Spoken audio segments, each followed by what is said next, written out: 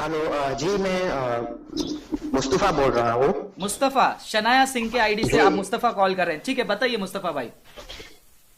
अ, Bible में एजिकियल chapter 18 verse 20 में लिखा है, हाँ। जो प्राणी पाप करे वही मरेगा।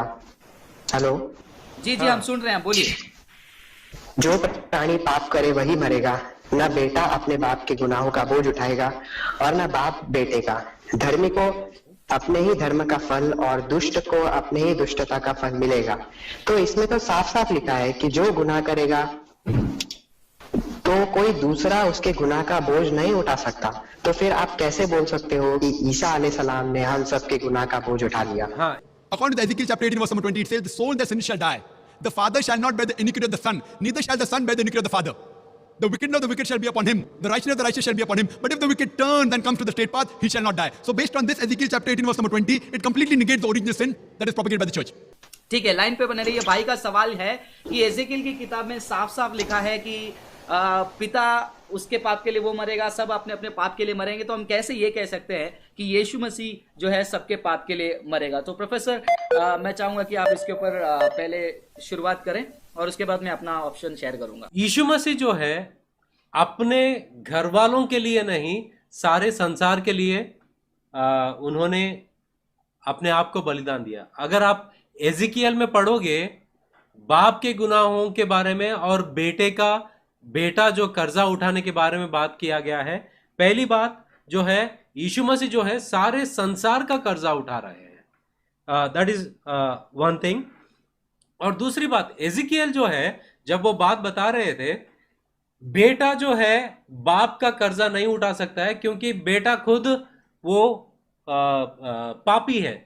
बेटा खुद कर्जे में है, तो बाप का कर्जा कैसे चुकाएगा? इसलिए यीशु मसीह को इस दुनिया में आना पड़ा।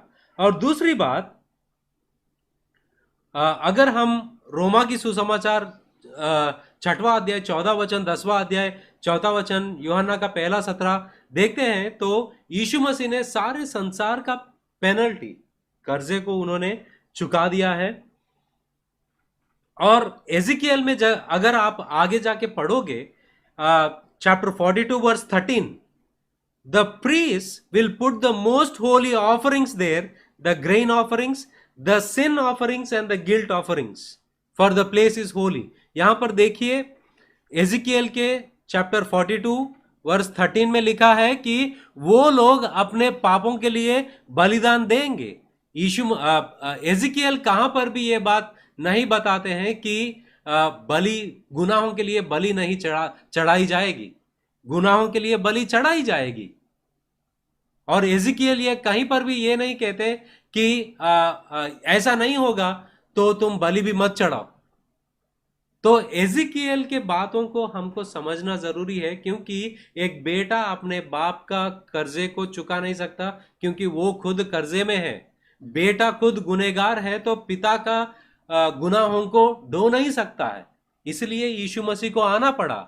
और एजिकियल इस बात के खिलाफ नहीं कि पापों का प्रायश्चित के लिए उन लोग को बलि चढ़ाना पड़ेगा, क्योंकि मैंने जहां पर कोट किया एजिकियल चैप्टर 42 वर्स 13, वहां पर एजिकियल साफ साफ कहते हैं कि पापों के लिए वो बलि चढ़ाएंगे। तो ये बात से हमको समझ में आएगा एजिकियल बलि के खिलाफ नहीं है। एग्जैक्टली और इसमें मैं ये कहना चाहूंगा कि देखिए, सबसे पहली बात, आज भी ये सफाई से हमको जानना है, यदि मैं मर्डर करूंगा तो मुझे जेल में डाला जाएगा। अगर मैं कोई गलत पाप करता हूं, व्यभिचार करता हूं, उसका जो दंड है वो मेरे ऊपर आएगा। ध्यान से सुनिए, अगर मैं आज व्यभिचार करता हूं या कोई पाप करता हूं या कोई चोरी करता हूं, वो दंड मेरे ऊपर आएगा, ना कि मेरे भाई के ऊपर, ना किसी के ऊपर। लेकिन आपका सवाल काफी अच्छा है कि एजिकियल 18:20 में लिखा है कि हर कोई अपने पाप के लिए ये करेगा।